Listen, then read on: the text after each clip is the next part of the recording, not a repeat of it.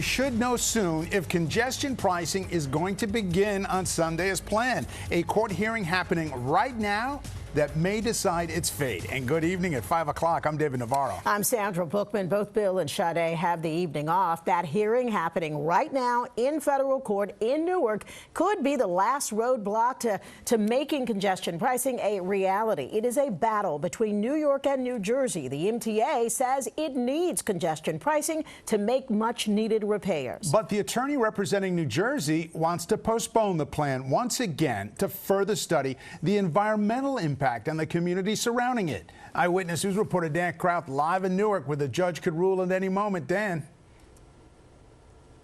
David, that federal hearing just wrapped up a few minutes ago, and now we patiently wait. It took about an hour for each side to present their cases, and a judge says he'll issue his ruling, quote, in the near future, but he doesn't have a whole lot of time. The new tolls are scheduled to begin on Sunday. The traffic cameras are up, and the new pricing signs are in place ahead of Sunday morning start date. Whether you're for, I think that subways need a boost, or against congestion pricing. $9 for a senior, it's going to be pretty bad. It'll soon cost drivers extra to head south of 60th Street. But New Jersey officials launched a last-minute effort to stop it before it starts. It puts the health of our children and families at risk here in northern New Jersey. While a federal judge considered issuing a temporary restraining order to halt the start date, supporters of the toll who live in New Jersey held a rally outside. Congestion pricing is the right thing to do.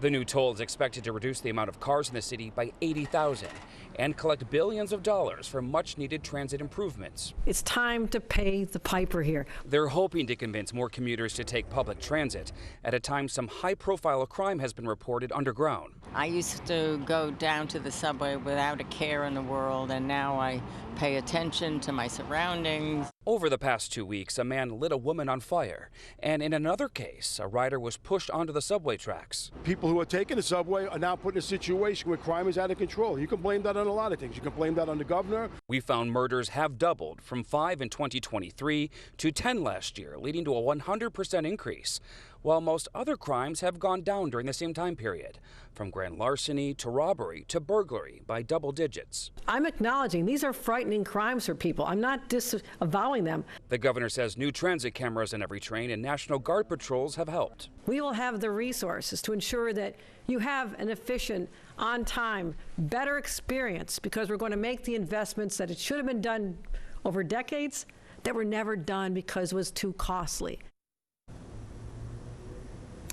The judge is expected to issue his ruling electronically. That could happen any minute, any hour, or really any time over the next 24 hours.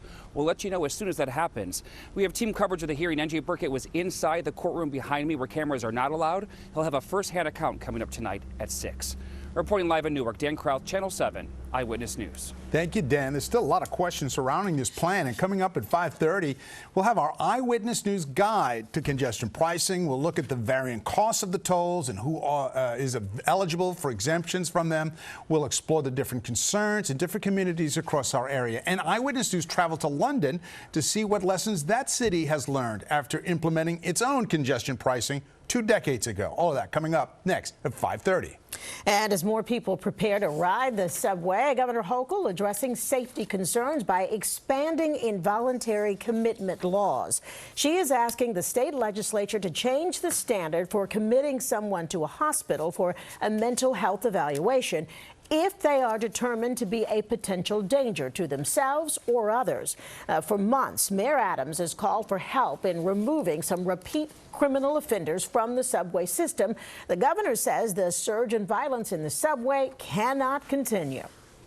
It is my sincere hope that everyone in the legislature is paying attention to what is unfolding in our city and in our state, and that we need to ensure that those who are suffering from severe mental illness are getting the care they need, and we're also protecting the innocent bystanders on our subways and on our streets. Some in the state legislature and some mental health advocates worry that expanding the policy would rope in people who are not actually in need of hospitalization.